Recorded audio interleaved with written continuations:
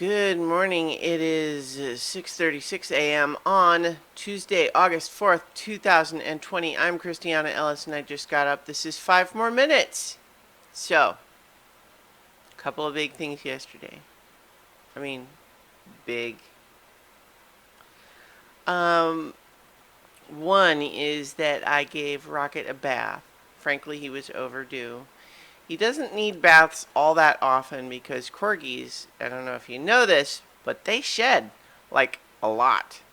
Which also means that frequently, if they get like a little messy, that doesn't last because the hairs that have stuff on them kind of just fall out. And then so you sweep them up off the floor instead of having them be dirty on the dog. But over time, yeah, they can still get pretty messy. Also, it was clear that he was starting to blow his coat in terms of shedding even more. His floof was getting a little out of control.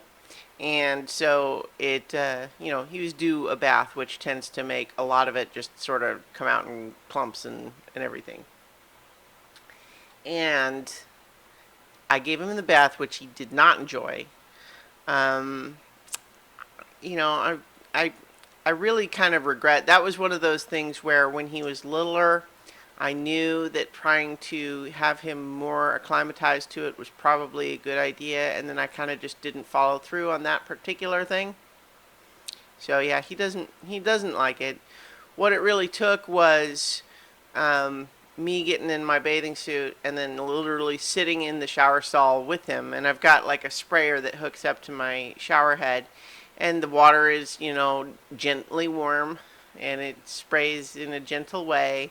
And he's basically sitting there in my lap trembling while I put him down. And it's like, poor little dog. Perhaps what I need to do is work on that acclimatization now instead of just bemoaning that I didn't do it before. But regardless, despite the fact that he didn't enjoy the process, and I kind of didn't either because it was sort of an ordeal, he is all clean and fluffy and beautiful now, and smells much better. And so it's like, yeah, it was the right thing to do for sure. He's a beautiful fluffy boy. Also, last night I watched the first half and a little bit ish of Gone with the Wind, which is the next movie on the AFI Top 100 list. And this is another one where I wasn't super looking forward to it, partly just because it's so long, and also just because, a lot of the national discourse, there's just sort of a lot more highlighting of some of the messed up stuff that's in that movie that just had me all the more sort of feeling like, yeah, that kind of stuff's just really baked into that movie. It's hard to ignore. But, so I'm watching it, and that is absolutely true. It's just this idea of depicting the old South as this, all these poor, gallant, brave Southerners, who fight for their homes and what they believe in, and aren't they, even though it was a lost cause, isn't there sort of this noble tragedy of the fall of the old South? And then how bad is it when and those evil carpetbaggers come in and try to ruin everything, and that sort of thing, except that it's kind of ignoring, is like, yeah, all of these friendly servants that get treated so well. Um, a lot of this just recognition, it's a lot of those characters all just being used as comic relief in a lot of cases. Just basically ignoring any pretense whatsoever that there's anything wrong in the Old South, other than the fact that those mean old Northerners want to come down and just poop on everything. So that's frustrating. But at the same time, I wasn't really remembering all that much of the movie itself. I'd seen it before, but I have, I was just really kind of feeling like what I remembered is that it's very long, which it is. It's 4 hours plus, but it was. I've now gotten through the part with the burning of Atlanta and getting back to Tara and God is my witness, I'll never be hungry again.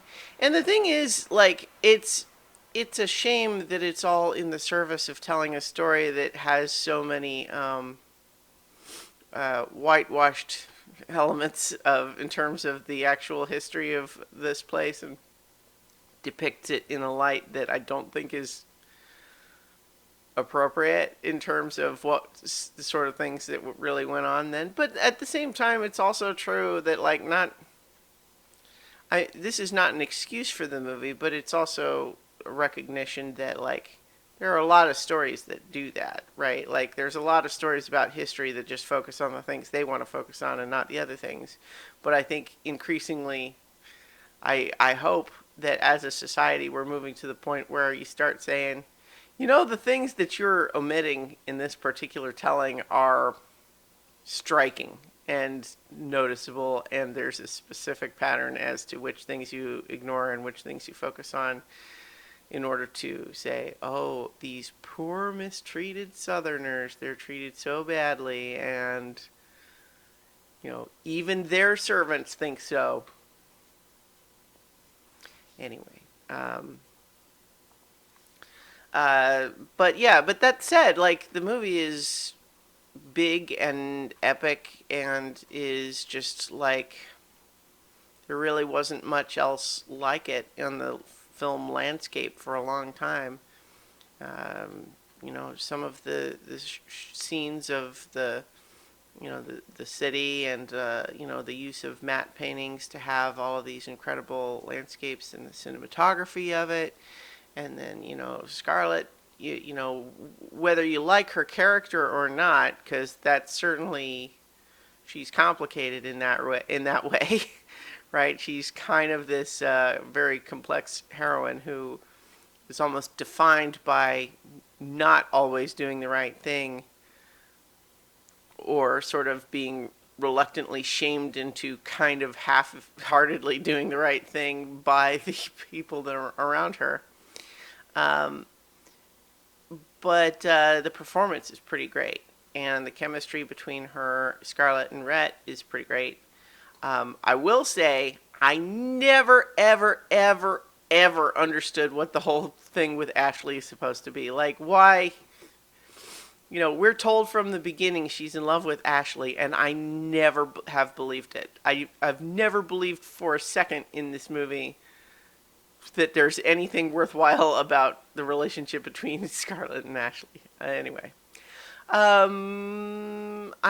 Still have to watch the rest, and then Mike and I will be discussing it in our next Watching 100 Movies episode. But I'll go ahead and leave it there for now, except to say, I think the current approach, like on Amazon Prime, you can rent the movie, and when you do, it appears with a title card up front, basically saying, there is some messed up, racist stuff in this movie, and we're not going to pretend that's not true, but we think it's worth having the movie exist and talking about that stuff rather than just pushing it down the memory hole. And I think that's the right way to approach it, which is to not pretend that stuff's not there, but also not ignore a movie that is important in the cinema history landscape. Anyway. We'll leave it there for now, and I'll talk to you all tomorrow for 5 more minutes.